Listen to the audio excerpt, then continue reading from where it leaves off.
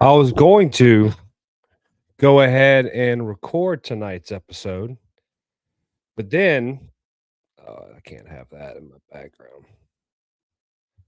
Yeah, I was gonna go ahead and record tonight's episode, but I was sitting here. I was like, well, just go live. We'll do it live.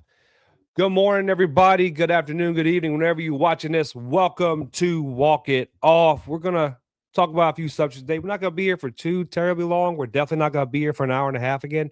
I don't know what's happening to me on the last few live streams. I've just been going so incredibly long that I kind of just lose track of where I am sometimes. But we're gonna get into some cool topics today. We're gonna talk about LSU versus Florida this weekend. We gotta talk about that because I won't see you again on Pick to Click until next week. So we'll be in the SEC tournament. We're gonna talk about Lane Kiffin. A lot has happened since I last spoke to you on the microphone. It was long with Lane Kiffin, with Ole Miss, with College Gameday announcing they're coming to Baton Rouge for the Clemson game, and I'm guessing they're going to be in Oxford for the Ole Miss game because they've already announced the start time for the LSU Ole Miss game. And we're going to get into some other little nitpicking things. Nothing crazy. But if you're in the chat, please put in your comments. If you're watching, if you're not subscribed to the YouTube channel, please do. If you do not follow Paul Jarrett 16 or Walk It Off Talk, please do. Also, I didn't mention the other day, I'm terrible at plugging stuff. We started a Facebook page. I kind of resisted doing it, but I was like, you know what? I had an old golf page that I made one evening when I was intoxicated. And I was like, I've never used this. Why don't I just change it to Walk It Off? So that's what we did. Walk It Off on Facebook, Walk It Off Talk on Instagram, X, and YouTube. I'm not making a TikTok. I refuse to make a TikTok, even though it's probably be beneficial. See, Alex, I see you in the chat, sweetheart. At work when I get off, I watch a replay. I love the sweatshirt. This sweatshirt actually is a gift from Miss Alex Sports Talk, and I love it. It's SEC 316, and it's comfy. And I just don't say things are comfy because I'm being nice. I mean it because I don't wear stuff that isn't comfy.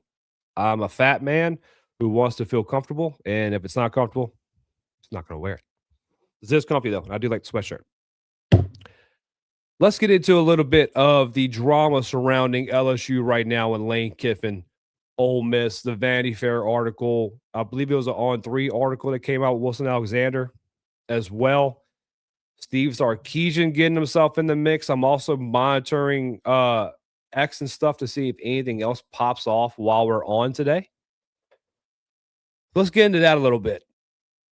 We kind of talked about the Vanity Fair article the other night, and I discussed certain parts of it that, are whatever. And honestly, in all opinions, talked about the history because Lane Kiffin was talking about how Ole Miss cannot separate themselves from the Confederate flag or the Colonel Rebel, their mascot, that I still believe is not allowed on the sidelines.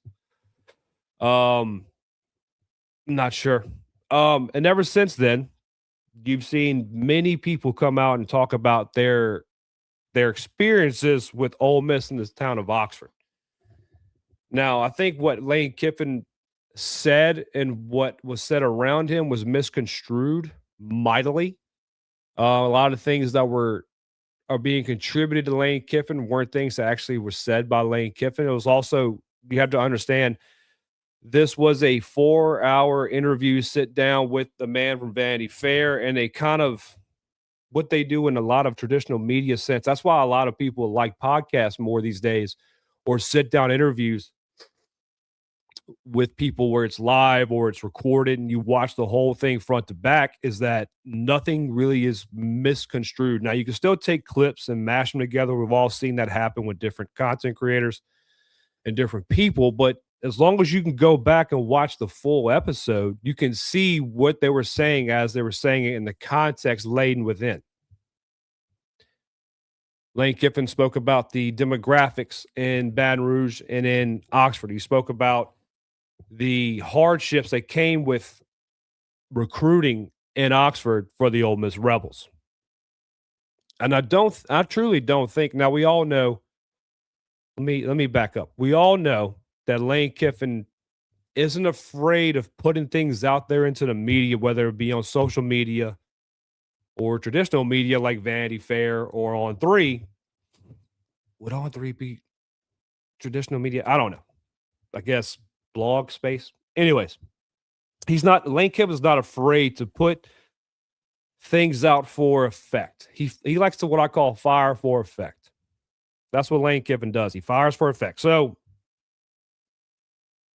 he'll put general or broad statements out that allow people to kind of interpret what they want to interpret and let it roll, and it creates a firestorm behind it, which is something that we all should have expected when we hired Lane Kiffin.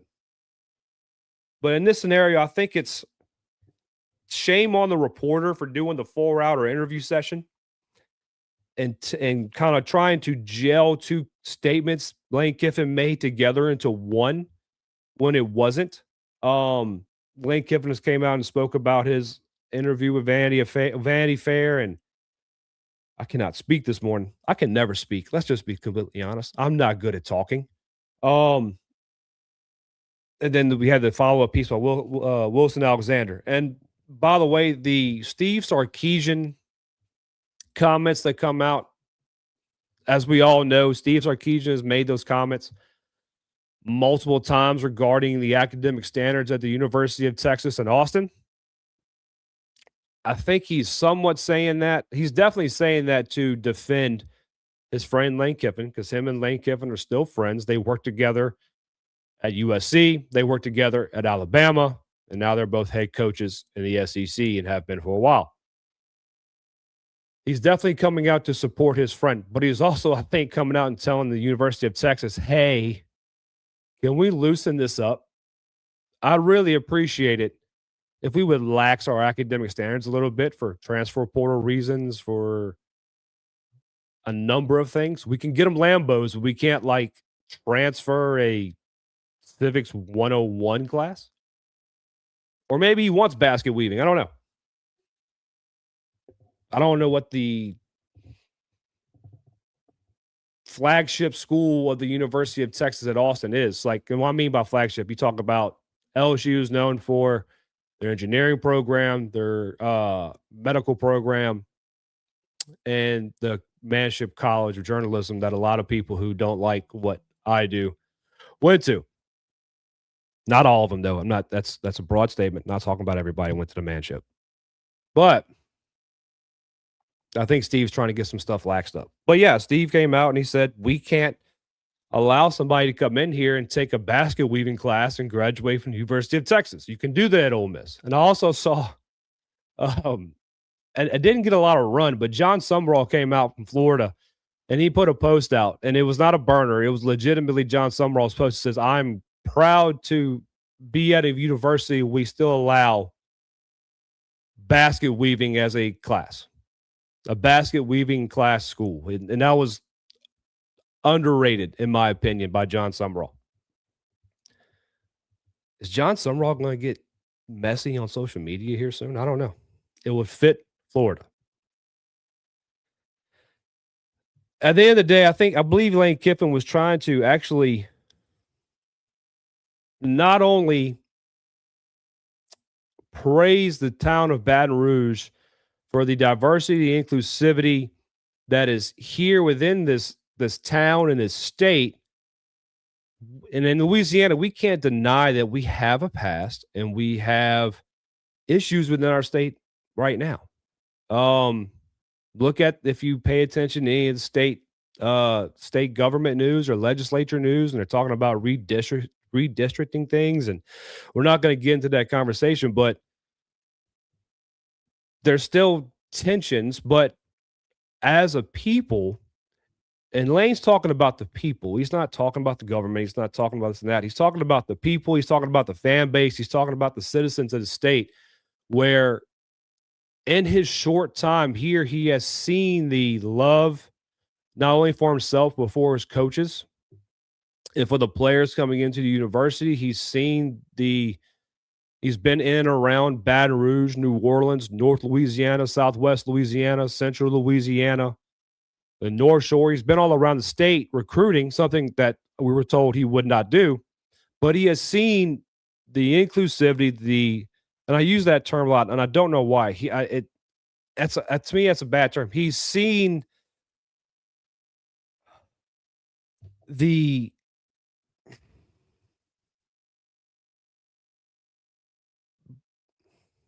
not inclusivity, not diversity. I can't think of the term right now, but he's seen the way citizens of Louisiana treat each other. It was funny. I was listening to Tingle and Co. yesterday. Shout out to Noah Tingle, by the way, for wearing his Jesus One hoodie on the show 2 mornings ago. I believe it was on Monday morning.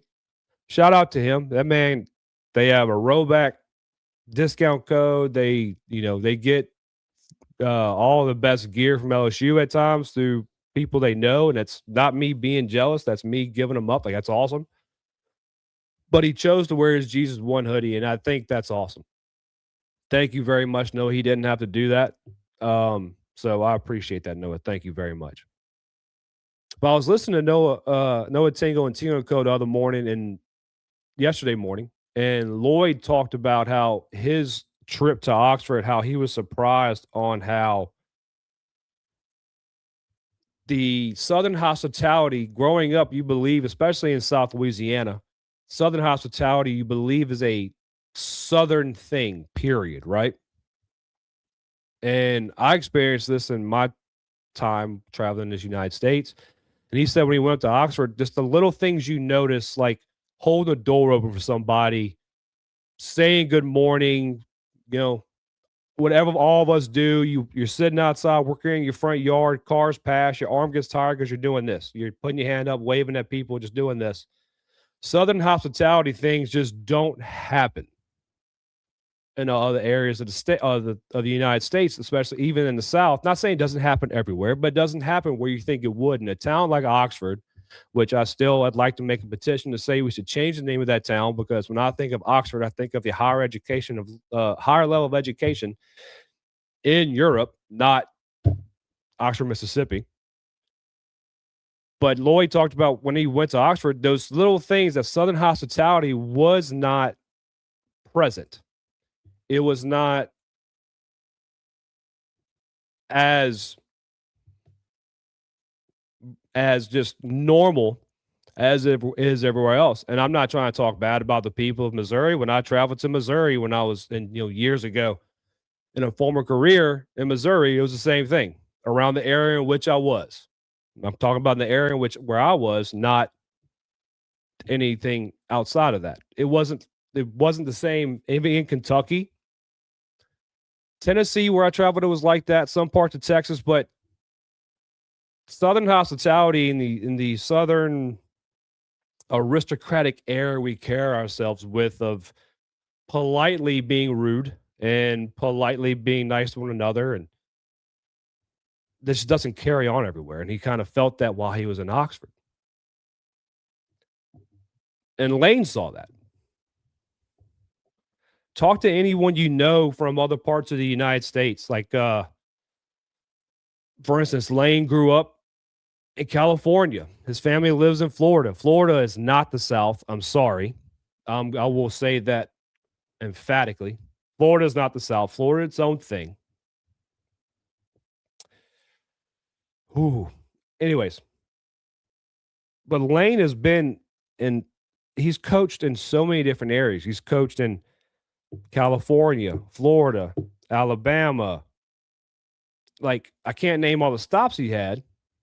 Of Mississippi, Louisiana.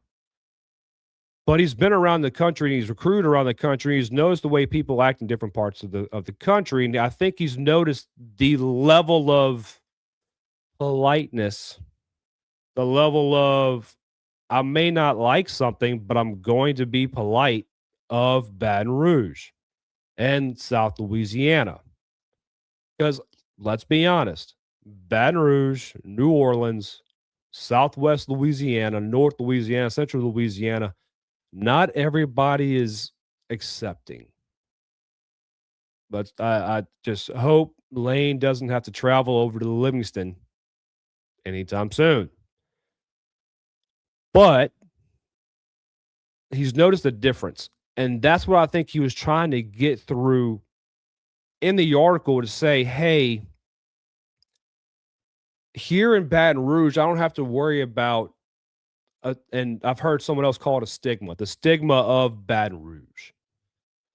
What's the stigma of Baton Rouge? Apparently, we all steal money from healthcare providers or hospitals. That's another thing that Louisiana has to accept. We are known for having crooked governments. It kind of was on full display whenever Jeff Landry was going on Pat McAfee's show and any other broadcast, Fox News, to explain how he didn't understand the way Scott Woodward did contracts and agents and this and that matter. In Louisiana, your governor and your government is going to get involved in any major decisions, even at a university level. But he's noticed the way the people act, and he doesn't have that conversations of, hey, coach, like Lane said, we love you, but we're not sure about Oxford. We're not sure about Mississippi. And I think he was more talking about students moving out of another state into Mississippi. And then Louisiana doesn't have that problem. I heard someone else say that Louisiana will love you if you love it, and that's true. But also, I think it's more than that. To me, Louisiana will love you, period, until you give us a reason not to. I.e., Brian Kelly, Les Miles, Ed Orgeron, who's one of our own, who we decided, hey, we're not doing this no more. Derek Carr. There were times, and let me bring this up real quick. What's up, AP? He'll attest to this. There are times where, and he had a conversation with people earlier this year about it. There are times, and there's still people in the state who do not like Drew Brees or Sean Payton. LSU fans can lie out their teeth all they want, but there was a time you didn't like Tyrann Mathieu because the decisions he made off the field, and it changed your opinion of him, period. The state of Louisiana will love you as long as you give us a reason not to not love you.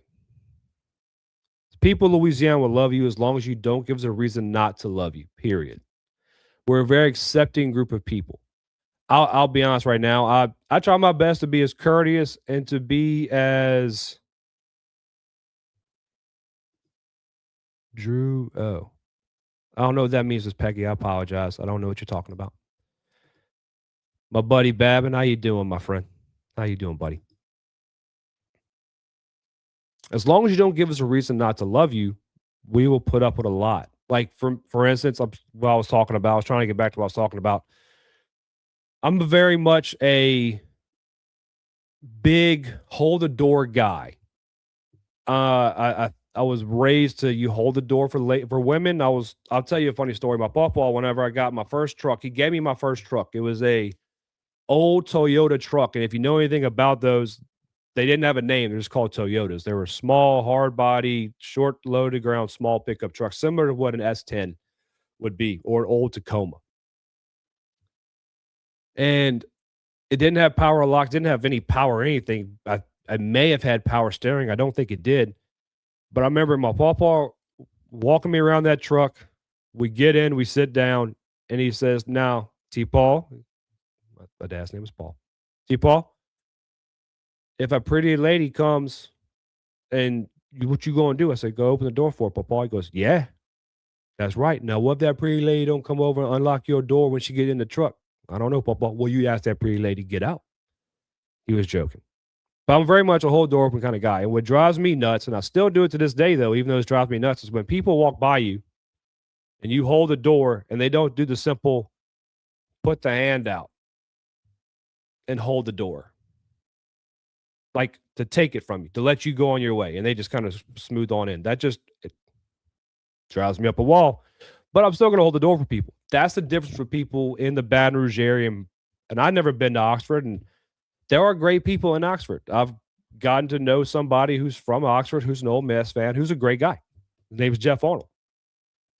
This isn't a general statement for everyone in Oxford, but Lane has seen the differences. Now, is Lane biased? Yes. Are people in Oxford going to take everything he says and probably push against it? Yeah. We did the same thing when Brian Kelly was hired here.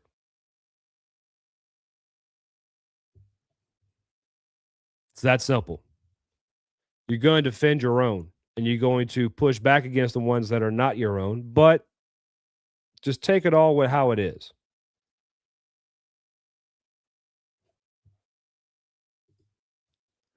I was trying to say I find hard to believe people in Louisiana don't like Drew Brees. There are some, Peggy. Miss Peggy, there are some. You can't fix stupid. Not you, the people who don't like Drew Brees. But at the end of the day, Lane Kiffin is doing one thing that makes me really happy. He's making this upcoming football season exciting. He's making it to where I am looking forward to it. Now, me and Daily Joy talked about this, and I've talked about this with other people. Expectations are expectations, and you can throw them out with the toilet paper. They don't matter. But in every football season, I remember people say, well, I don't look forward to football anymore. You looked forward to the Las Vegas game against USC. You looked forward to Clemson. You always looked forward to the Alabama game. You looked forward to Ole Miss last year because when you hated Lane Kiffin. But he's given us more of a reason to be excited about this season. He's given us a reason. He's putting us in that quote unquote villain era where LSU fans can kind of be open and honest about how we are and how passionate we are about our football team. Our most famous chant is something I will not say on this program, but Pat McAfee was so enthralled about it, he decided to go on game day and do it over and over and over again, drive the regulators at ESPN insane, having to thinking that they need to try to mute the crowd. Those are the things LSU is known for. Because I'll be honest, right now we're not known for winning. We're known for yelling at everyone and having 5-year-olds in the stands yelling neck, wanting to pay a $250,000 fine so the band could play neck. We're known for drinking. We're known for tailgating. If you bring us to a neutral site, we're going to try to drink that town dry. Look at Rocco's in Omaha. Rocco's is, their bottom line's not being good this year if LSU can't figure out a way to get to Omaha. See, when LSU baseball is not successful, other businesses suffer. Period. But all, let's just say this. This is my plea to all the LSU fans out there. I know the burnerverse is burnerverse and they're going nuts. They're having their fun. But at the end of the day, remember what you say online has more ramifications and effects than you believe. I promise you the continual back and forth against the continual back and forth with these burnerverses. Lane sees it. We all know he sees it. And he likes to see the discourse, but he also doesn't want to hear all the things being said about him. Not saying you can't have fun on next. Just we don't need the game in Oxford next year to turn into a security event for the National Guard and the state police of both states. At the end of the day, it's a football game. Now, the past of both states have been brought up and made it bigger than a football game to a point. But we as a people can decide whether or not we let it get that far. And that's the only thing I am asking is that we don't let that happen. Mr. Jerry Carter, one thing about it, he has definitely brought the excitement back. Yeah, he has. Jerry Carter. I apologize. Jerry Carter. He has definitely brought the excitement back. It's what makes it more exciting to me, honestly, isn't just the villain era side of it, because we're best when we're villains. In 07, you won the national championship getting into the BCS era when you probably shouldn't have. And no one likes that. But I also want LSU fans, I just thought about this. I want LSU fans to remember this when you're talking crap about other teams and you're having fun with your fan side of it. We brag about championships. We don't brag about appearances. Our Intimidator has national championship trophies on it. The ring in Tiger Stadium talks about national championships won at this university, not appearances like other schools.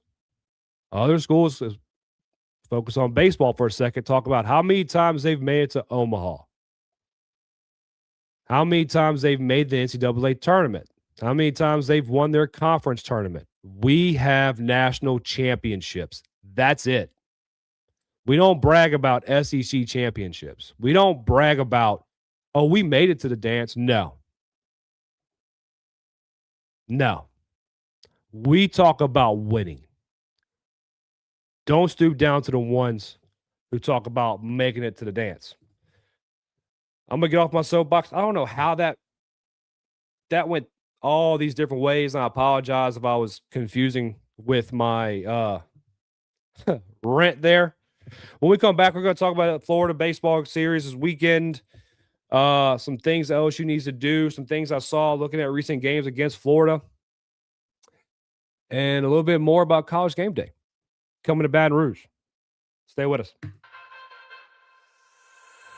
John 16:33, Jesus says, I've told you all this so that you may have peace in me. Here on earth you will have many trials and sorrows, but take heart because I've overcome the world. Like that truth that Jesus won is so powerful, so significant in our lives if we fully trust and fully surrender to that promise. Like no matter what we're going to face, no matter what stress, no matter what challenges, no matter what anxiety, like Jesus promises peace, and he reminds us that all of the sin, the fear, the doubt, the shame, like he overcame it all. He paid the price for your sin and mine when he went to that cross. He died a death that we deserve. He went into the grave. He didn't stay there. 3 days later, he rose from the grave, and the promise is true that he's coming back someday. So the power and the significance of that verse is now in a 2-word phrase that's on a t-shirt, on a hat, on a hoodie, and simply said, Jesus. Even in the valley of the shadow of death, I can take rest, cause the living God is living in my chest. Every day I wake up feeling blessed, and even if I don't, I see it as a test. Join me and your favorite players by expressing your faith and assisting local ministries. Use code WalkItOffTalk for 20% off your orders at JesusOneApparel.com. 15% of your purchase will support local ministries like the LSU FCA. That is code WalkItOffTalk for 20% off. Jesus One. In South Louisiana, there's nothing we love more than God, family, sports, and food. For your next get-together, make sure you contact Mie Sourdough Bakery. Whether you're gathering with friends and family for the big game or surrounding yourself with loved ones for a Sunday dinner, let Mie Sourdough Bakery provide what you need to make it that much more special. Mie Sourdough Bakery is a small batch, all organic bakery right here in the heart of Baton Rouge, Louisiana. Go take a look at what's being mixed up in the kitchen next, as well as place your orders on Instagram at Mie Sourdough Bakery. Don't forget to pick up your regular sourdough loaves, your jalapeno cheddar loaves, cookies for those late night snacks, and cinnamon rolls for those early morning cravings. Mie Sourdough Bakery, where the first ingredients in anything made is love. Mie Sourdough Bakery. Boy, I tell you, Eastern Royal wears a hoodie after a track meet, and Texas fans just lose their minds. By the way, Joker, if you're watching this, my favorite Joker is Heath Ledger. Period. Full stop. That's the best Joker in my opinion. I know Jack Nicholson had. I put up a post earlier when I was thinking about recording this. And I said, "Hey, anybody got any questions?" And Tiger asked me who my favorite Joker was. It's Heath Ledger. I think that's just the only right answer. Jack Nicholson was a fun Joker. Now, underrated character, Riddler with Jim Carrey. But yeah, Texas people are, he's not leaving. I don't know. I don't have any inside information. I'll be honest. I don't know. I don't have any inside information into football. I wish I did. Anybody want to tell me some things? I will keep my mouth shut. I promise. To a point. But man, if you're so dedicated to the University of Texas, why would you say, hey, we may have another decision coming soon? We may have another commitment coming soon. Even though he's saying he's fully committed to Texas, we may have some announcements soon. If you're that committed to Texas, why would you have that moment? Speaking of the devil, Mr. Joker's in the chat. How you doing, pal? I just answered your question, by the way. The best is Heath Ledger. Rest in peace, Heath Ledger. LSU baseball. Let's talk. We got to talk about the series. The season is not over. I'm not giving up on my Tigers. The season is not over. I just this morning I went back and I watched. When I say I watched the games, I didn't go watch the full games. I went and watched the Wheels highlights that I could find and other highlights I could find against their series against Kentucky. And again, it's another SEC weekend, man. But the funny thing is, I feel better about LSU's chances watching more intently these games than I did prior. It's the last weekend series. There's a couple factors go into why I feel that way. This is the final weekend series in Alec Box for the year, no matter what. There is no hope in hosting a super regional. If you make a regional and win the regional, there's no hope. So this will be the final game. Guys like Stephen Milam, Jake Brown, Seth Dardar, possibly Curiel have in this stadium and with you, the fans. It's whether you were mouth breathers or not, they love the fans here. That's going to give them a little extra drive. And watching this game against Kentucky, now I'm not the person who says, well, you beat Kentucky, you should beat Florida. I don't subscribe to that type of mindset. What I'm saying is watching those series highlights, Florida, as what Florida always does, they can pitch it, they can hit it. Their defense is good. I believe that their defense is about as good as LSU's at their best, which we have seen a lot better defensive play as of late. You can argue with a wall. They're not ungettable. It's going to basically come down to how you. It's not even going to come down to pitching. It's not going to come down to how much you can hit it. Kentucky. What surprised me with Kentucky was they were hitting the ball hard on Florida, hard off of King, hard off their weekend guys, and Kentucky to me is. I have not seen Kentucky be a hard line drive, gaps, deep double guys in the league. Now, I don't watch every Kentucky game, but I just don't see them as being that type of team. So that tells me, and first we'll talk about King. Kings are running up about 94 to 96. He has a good changeup and a slider that is tight. It's not big sweeping. It's a very, very tight slider.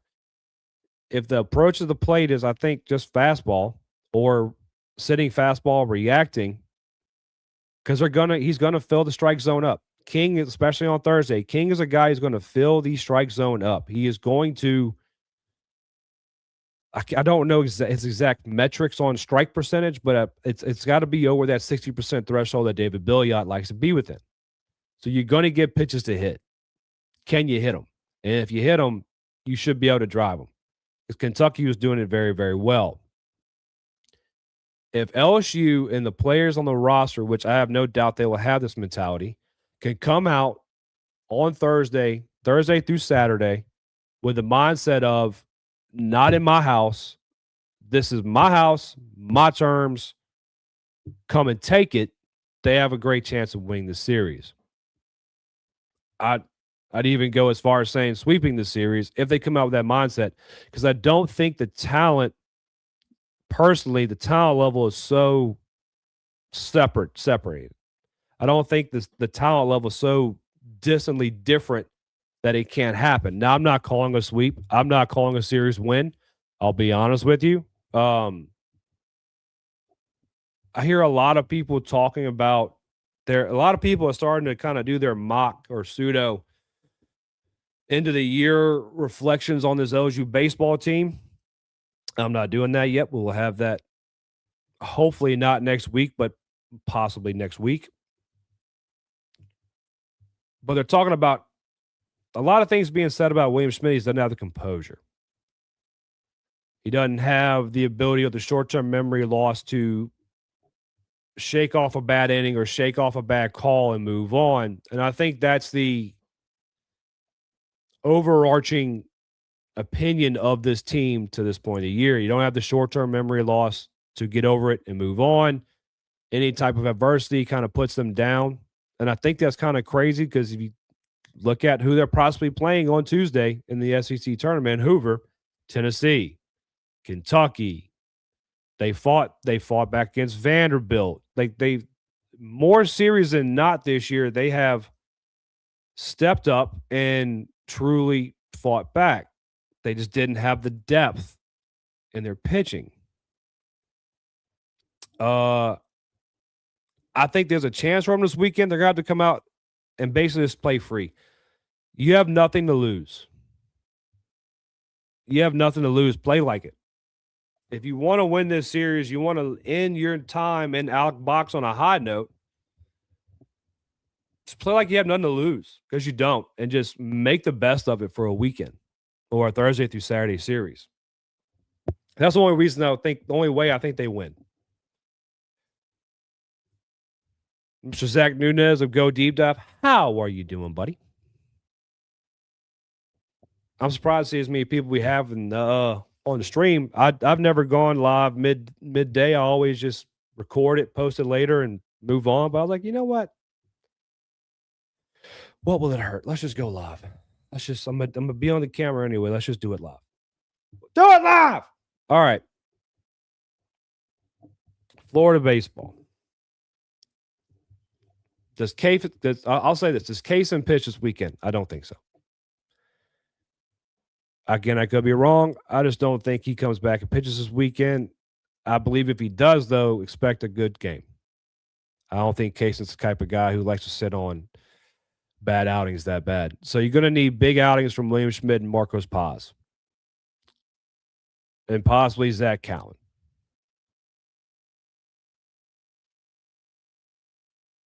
It's gonna be a fun weekend. We're gonna be out there Saturday for the tailgate. Again, I'm reminding everyone we're gonna be out there Saturday for the tailgate. Make sure you come out, come say hi. I'll have some stuff to give away because I got too much stuff to give away for Pick to Click, possibly. So maybe I have some things to give away at the tailgate. Maybe I have some little competitions.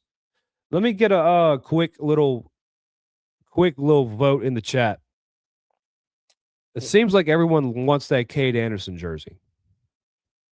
I was trying to think of the best way to give that away, and I thought about this. How about for the SEC tournament, since we don't know exactly how long they will be around in the tournament, we do a basically pick-to-click tournament where, say they're in for 2 games, if people get both games right, or however it works out, whoever guesses the correct pick-to-click the most, they're in for a drawing to win it, or they just win the Cade Anderson jersey.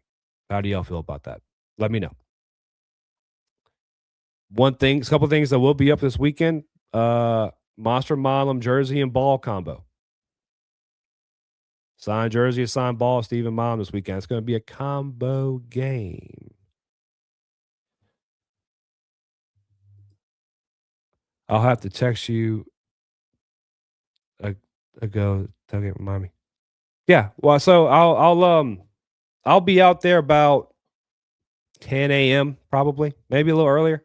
But same spot as we were last time. If you came over near the players building by gate 2, underneath the Intimidator, next to the porta potties, because why would you tailgate anywhere else?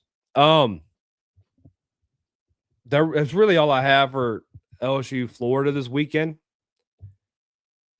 I hate not having a more nuanced or excited opinion about it, but it's,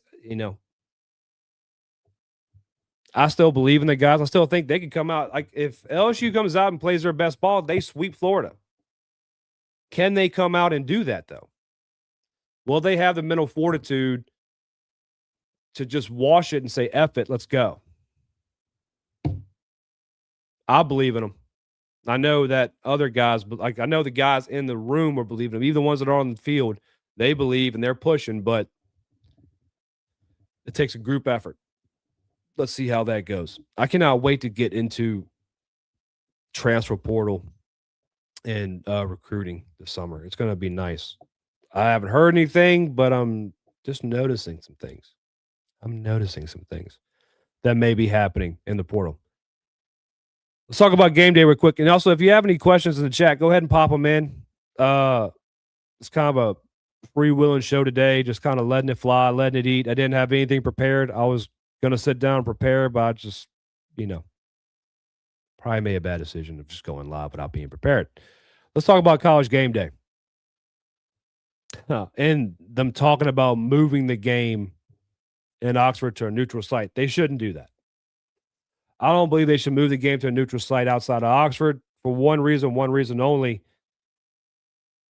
It'd be the same way we speak about it. It removes revenue from the area.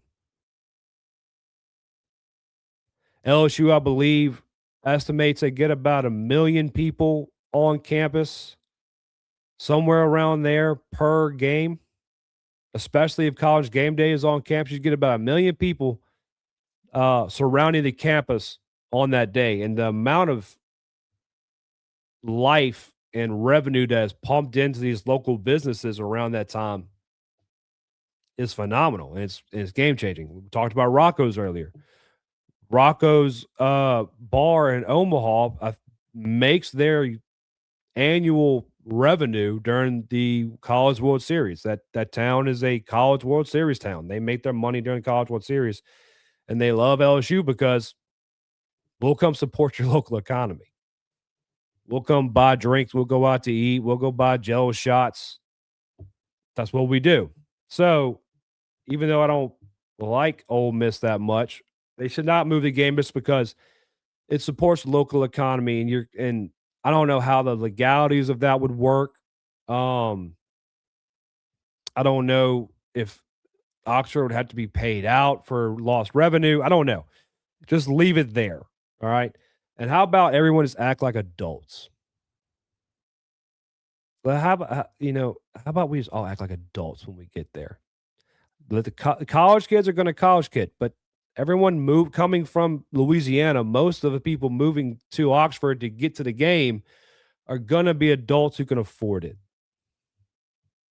How about we act like adults? Stay out of the Grove unless you are invited into the Grove and you act like an adult. That simple. College game day coming to LSU. Why wouldn't they? Why? And I can foresee college game day coming to LSU again this year with the Texas game.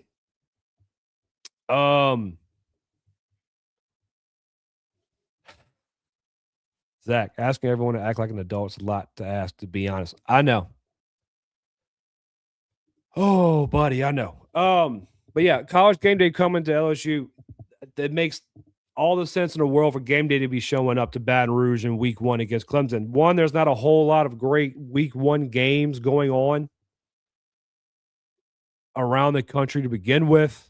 You have the drama and the spectacle of Lane Kiffin's first game in Tiger Stadium. You have the people that Lane loves so much, and whether ESPN wants to admit it or not, the fans and the people of LSU who make game day that much more special because it's going to be a spectacle.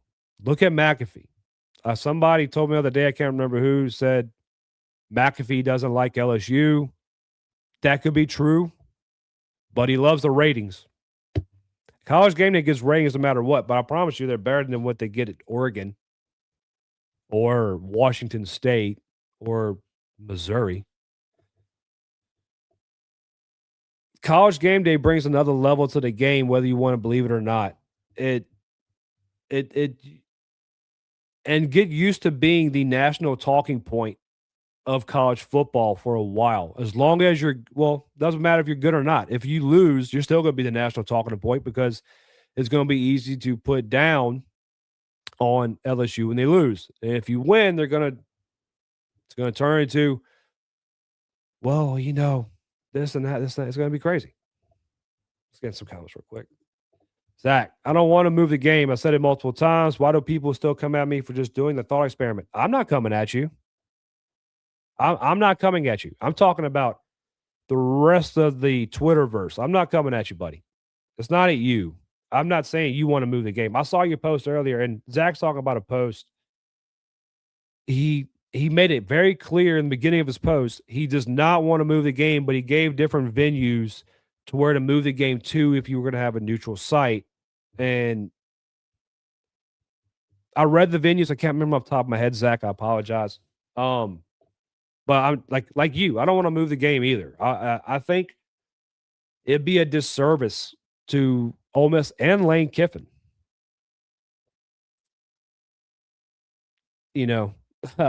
Oxford Police Department earlier put out a tweet, and they were just like the yay gif when they knew that the game was going to be at 6:30 at night. For a university or a town that complains about not getting night games, you get one, and all of a sudden it's a problem. Come on now. And I'm not trying to put down on the Oxford Police Department. I know they're making a joke. They're fine. They'll be okay. There's going to be, I can almost guarantee there's going to be multiple state assets in the area. The National Guard will be activated for that. I can almost guarantee it. It's going to be a threat level assignment for that area in that game due to the possibility of when Ole Miss and LSU fans get together, that threat. And I'm not saying that jokingly. It's going to be something. Let's see. Babin, I want to see Tiger Stadium atmosphere get back to how always was supposed to be. I agree. And you will. There's a reason why I'm giving away an LSU signed helmet that's signed by Boosie and is signed with Set It Off. I'll want Lane Kiffin, this football team, and the fans to set it off.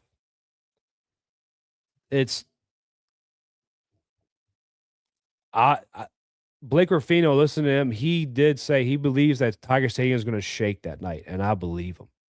Now, if it's a blowout, I think it's going to die down real quick because we've noticed that the common fan these days does not have the same vigor or enthusiasm as it used to. They, whether you're up big or you're losing, they leave. Which, look, I'll say this about leaving stadiums or leaving ball games. I have kids. I have young children, and I'll be honest, I don't like being away from my kids. And when we go to games, most of the time we have to get Mishi or Gammy or Pawpaw to watch the babies because it's a lot to wrangle toddlers in a big public environment with thousands of people. So I may leave early. It's not because I don't love the team or love the game. I want to get back to my kids, and I don't want to be up at 6 a.m. knowing they're up till midnight, and then they're up till midnight, wake up at 6, and they're the gremlins they are. They don't have any sleep. So I may leave the game early. But if you're just leaving the game early and you have nothing else to do, why'd you go? Why'd you go? Now I do like I bring her up because it was such a great episode. You haven't watched the Daily Joy interview with me on Walk It Off, you need to go watch it. That was such a fun show. I'm going to have to bring Daly back on one day. Such a fun show. I clipped the heck out of that episode, man. I felt bad. Every time I put a new clip, I'm like, Joy's going to be like, oh my God, he won't stop.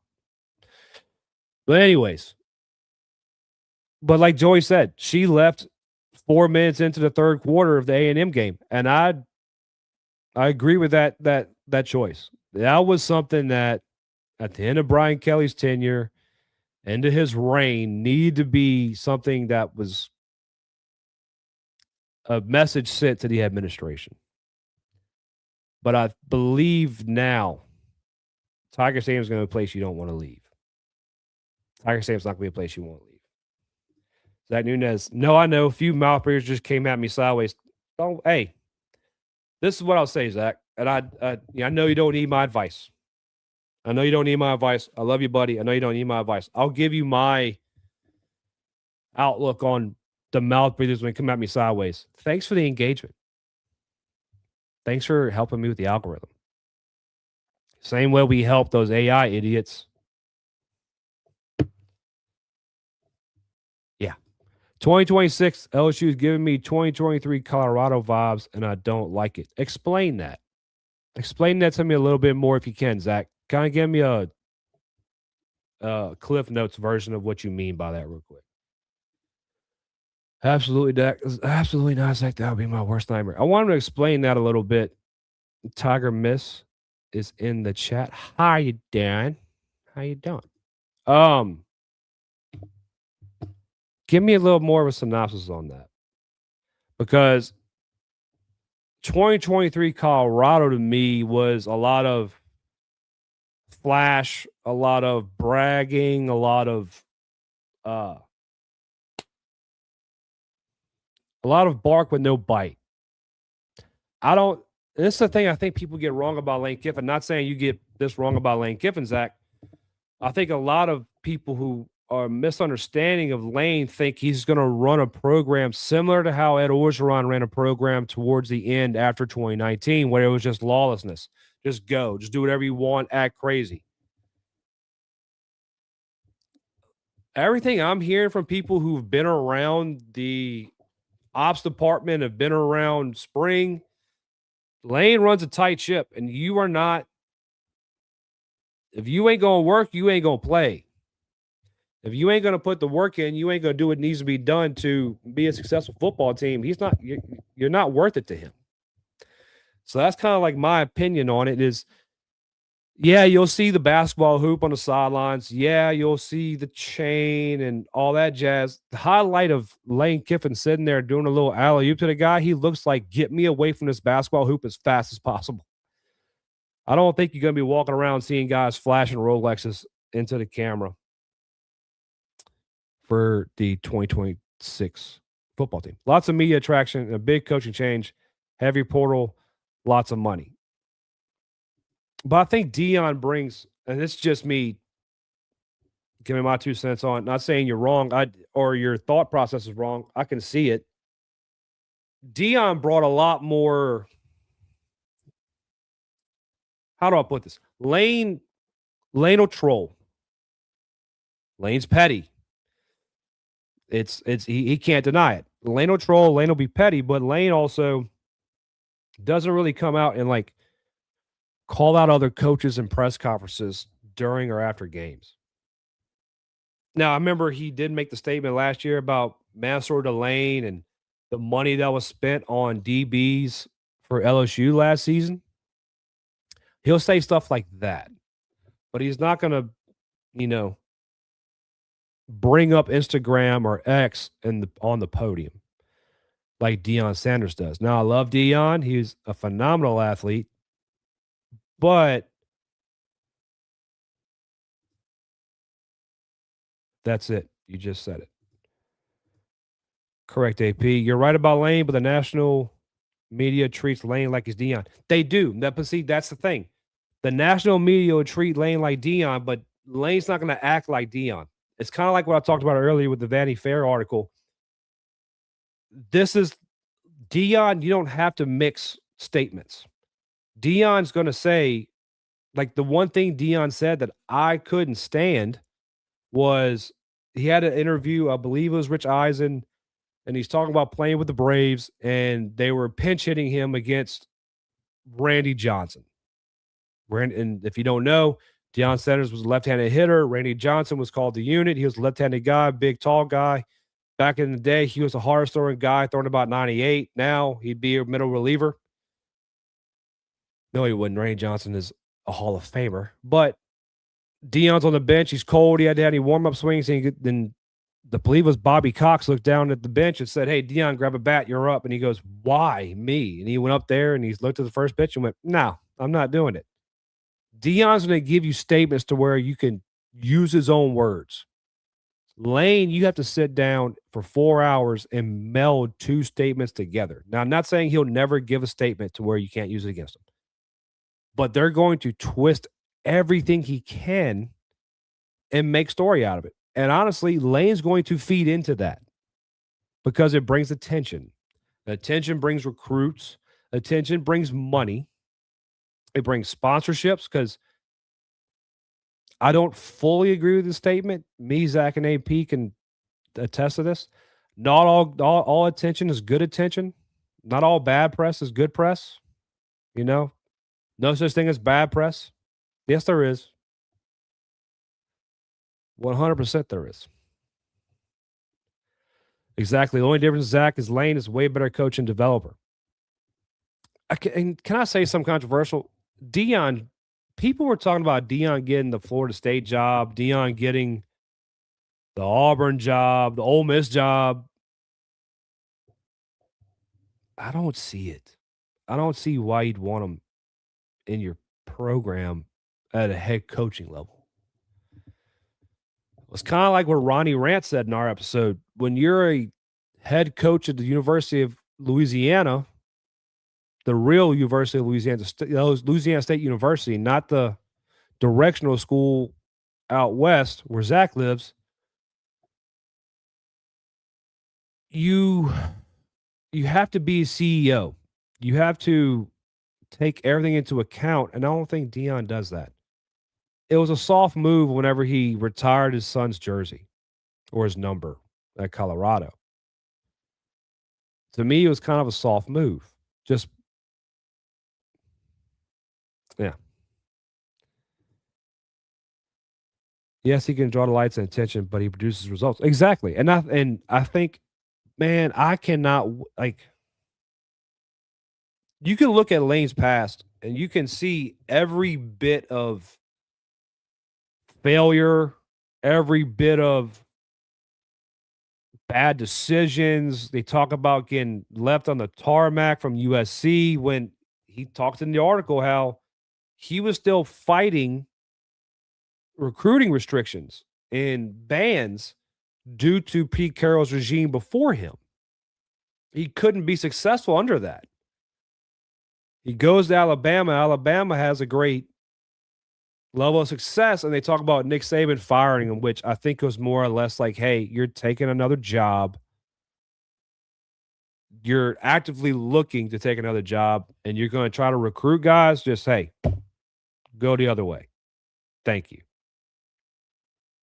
Because if Nick was that mad at him, Nick is a man who will hold a grudge, and Nick does not hate Lane Kiffin.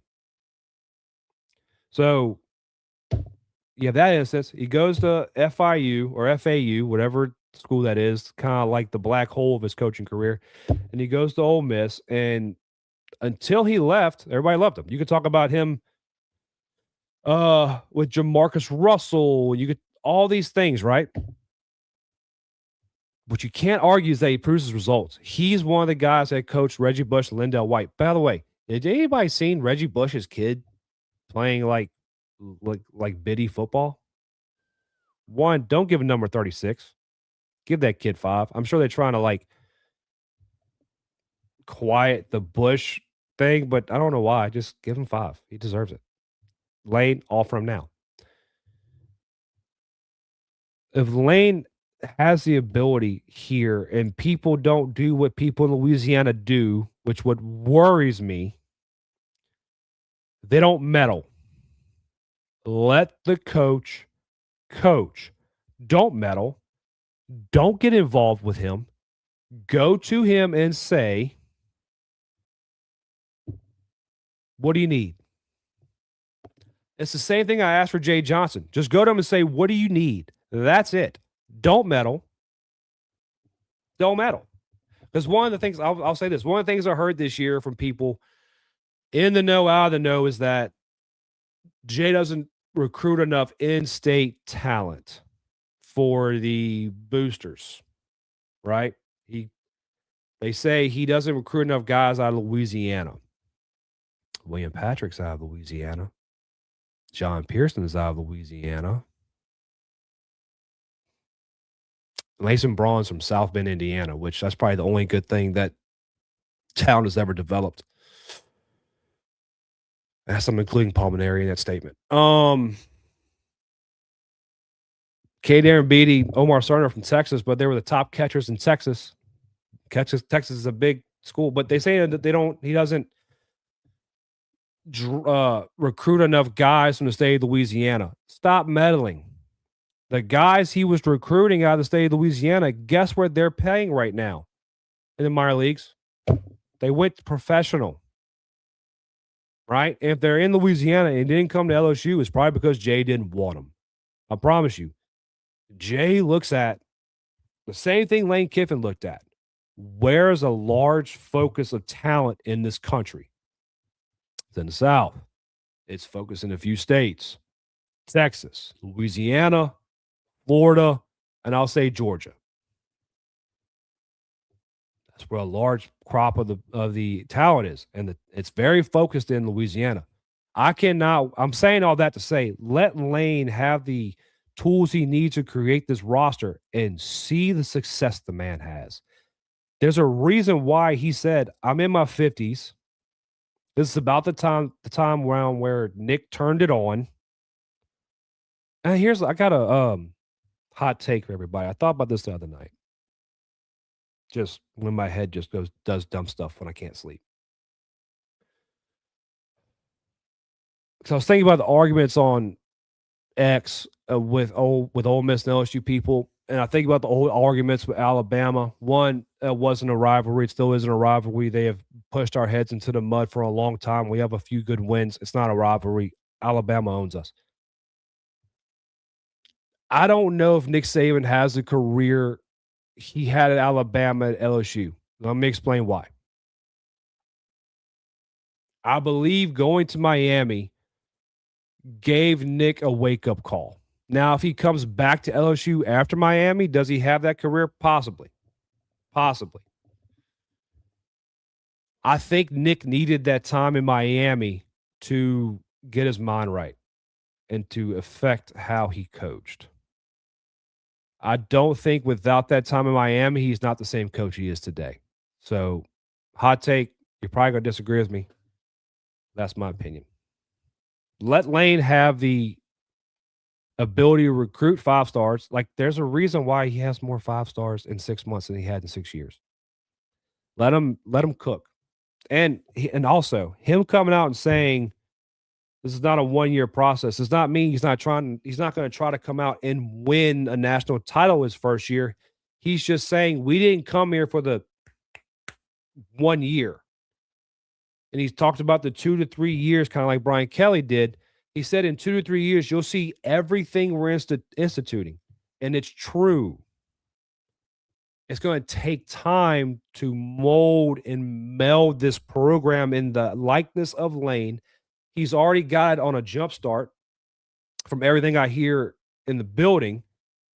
The way he's melding this program and making it to where it's his program, his system is going to take time because you're going to have new recruits coming in, new transfer portal guys coming in. And whenever something new comes into something, like if you take a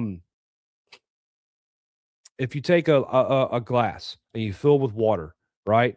And that's the way, and then you take all this red dye, you drop it in there, it's going to turn either light red, bright red, dark red, whatever. Then you put that under a faucet.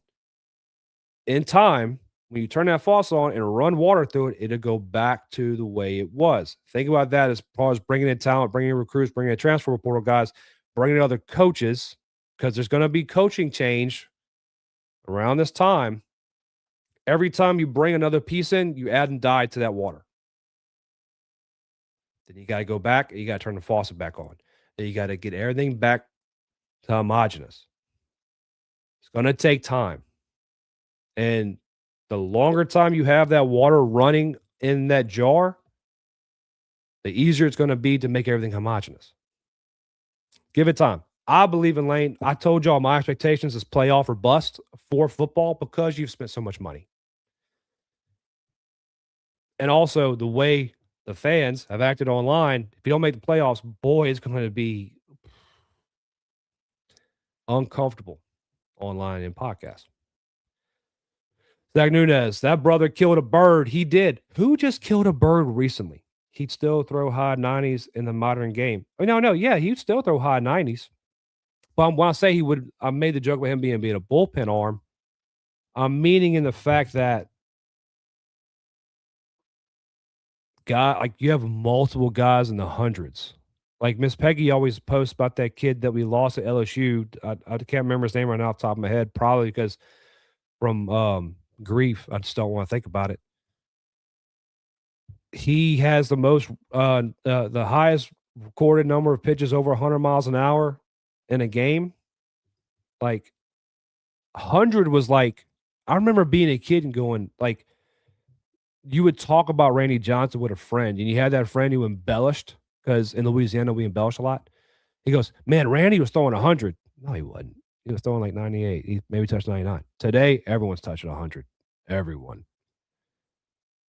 I'll go more into it on Go Deep Dive Night. I'm looking forward to it. I'll be at work. I will be listening. Looking forward to it. Zach, we'll catch live, but I'll rewatch. I was cheering on Deion when he started Colorado, but I've gotten more and more annoyed by him over time. I rooted for the success he could possibly have. I wanted to see a mid-major like that because y'all forget Cordell Stewart, Colorado. I believe Cordell Stewart, Louisiana product, right? Came from Louisiana. I may be wrong about that. I may be conflating him with somebody else, but Cordell Stewart, Colorado, did great things there. That kid is electric. Talking about Reggie Bush's son. Yes, he is. He have had led FAU to multiple national championships in college football at 25 and 26. See, I'm happy I didn't buy the 26. I bought the 25. I bought a PS5 just for college football 25. But I got into the online, before I stopped playing, I had anytime LSU brought in a transfer, I went and got him. Like Master Delane, I had him because whenever they would go in the transfer pool or transfer, their numbers would boost, their ratings would boost. And I had Master Delane, I had Patrick Payton, all these guys. I had Joe Burrow at quarterback, Reggie Bush in the backfield. Like I got into that and started spending money. And I was like, oh, no, can't do that. Can't do that. Now I haven't turned that thing on in God knows how long. 36. Yes, it is. 36 the year he graduates, I think. Yes, it is. But he is wearing number 36 in the highlight reel I saw. I guess he doesn't win enough national championships for certain fans either. Oh, talking about Jay? Yeah. And I'm starting to look at this. I'm starting to think about this.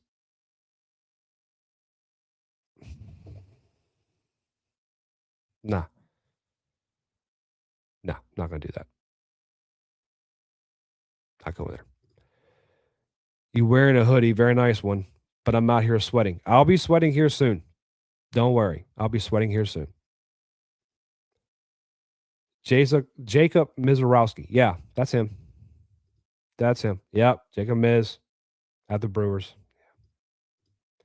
100 flex is becoming the standard.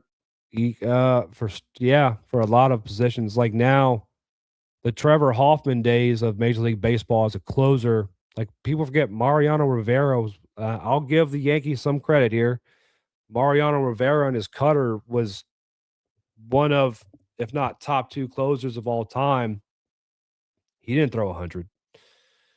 Trevor Hoffman was I look at Zach Cowan, and Zach Cowan's not as good as Trevor Hoffman, but you know, Trevor Hoffman was a changeup guy, and yeah. And speaking of pitching, I always have a little hope that if I go in the backyard enough and I throw knuckleballs enough, I can get a major league contract because no one throws a knuckle anymore. And if you can learn it and throw it for strikes, they will pay you money. Cordell is from Marrero. All right, cool. I thought he was Louisiana product. Sandman. That's right. That's right. That's right. Braves got the win last night, by the way, against the Cubs. That was nice to watch on TBS again. Remind me of being a child. Skeensy had a no-hit bid, I think, into the 5th. Exited in the 7th. I said it last night on X. I believe Skeensy may go perfecto one day. And then I'm going to knock on wood, but we're going to turn you into a Braves fan, by the way, buddy. We're going to turn you into a Braves fan. Your favorite players, favorite team, the Braves. The guy that won't draft someone, he's a fan of the Braves. All right. If that's all we've got. Oh, let me see something.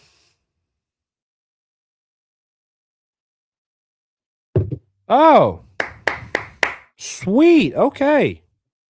Got some news. So we'll talk a little bit about government here real quick, just for because this news broke. This concerns Mie Sourdough Bakery, which, by the way, I'm trying to talk to Mie Sourdough Bakery to make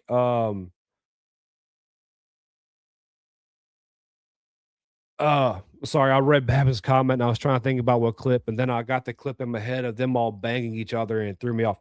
Anyways, Mie Sourdough Bakery. I'm trying to talk them into, so there's a way you can still have organic sour bread with having, I found these pictures of people doing purple like things in the bread. It doesn't change the flavor or the texture, but it kind of looks like the eye of the tiger. They can tailgate packs football season. Trying to get those some ideas. Anyways, Mie Sourdough Bakery. A lot of people don't know this, and it came up in the Senate today, in the state legislature, that so what the Louisiana state did for these micro bakeries, these small businesses that aren't brick and mortar, meaning they don't have a physical location you go sit down and purchase your bread from, or a bakery, for instance, they put an income cap on these small businesses, which to me is insane in a capitalist country of freedom, and the freedom to, we talk about, hey, all these companies should make as much money as they want. They should do this, they should do that. To put an income cap on a small business is kind of insane to me, but I digress. The operator at Mie Sourdough Bakery has been in contact with different legislatures and different representatives they were trying to raise the income cap of Mie Sourdough Bakery, of micro bakeries across the state. It was at like 150K. It was at like 50K. Now they've passed it today at 150. Passed the Senate at 150. So congratulations to Mie Sourdough Bakery, given your growth potential much higher ability. I don't even know there's an income cap on podcasts, even though I don't make any income. Trust me, I don't make any income. I've spent all my money on Pick to Click and Jesus One apparel to give away. By the way, Jesus One, somebody messaged me about this earlier. I had the post out for Jesus One apparel. If you bought the white hoodie, you'd be in a raffle to win a $100 gift card. We only had 3 people enter. So instead of me thinking 2 people lose, I just decided I'm going to buy all 3 of you a $50 gift card to Jesus One apparel. I hope that's good enough.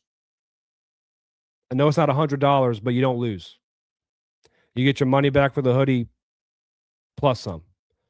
So, and when you get the gift card, you can still use code Walk It Off Talk for 20% off, because it's not a one-time use thing. It's an every time thing. Every time thing. All right. Let's see. We kind of talked about game day. I see him coming back to Texas. I believe game day will be there in Oxford. It's going to be a spectacle. Welcome to Lane Kiffin-led LSU football. That's basically all I got to say about that. Before I let you go, like we always do. And thank you to everyone for the kind words. For what I put out. I put it out yesterday and kind of just had a moment on Monday night. The kind words about what I shared. I didn't plan on doing that. It just felt like the right thing to do. So thank you all for the kind words on that. I had to fuss at Tiger Joker because he called me, and right before that, I read his repost, and it made me cry. I cry. I don't care. I'm very much still a grown man, very strong man, but you have emotions for a reason. Use them. Don't pin them up. They'll drive you nuts. Or I'll let you go. John 13:34. A new commandment I give to you, that you love one another. Just as I have loved you, you also love one another. It seems fitting for everything going on right now online. And if anybody wants to fix the biases or the hatred that you have between one another or the stigmas, love one another as God loves you. That'll fix all that. I promise you. Remember, God loves you. All he wants you to do is love him back. I love you. God loves you. I love you. Pitch to click tomorrow will be 2 hours prior to first pitch. Tomorrow would not be the Milam ball jersey combo. That's probably going to be Saturday, I would think. I'm thinking I'm going to leave that for Saturday. But we're going to have a good one for tomorrow. Probably a good little package to give away. Enjoy the rest of your day. Go home, hug kids, hug your wives, or your husbands, whatever you have. And make today a great day. It's the only Wednesday, May 13th, 2026 you'll ever have. So make it a good one. God loves you. I love you. Have a great day.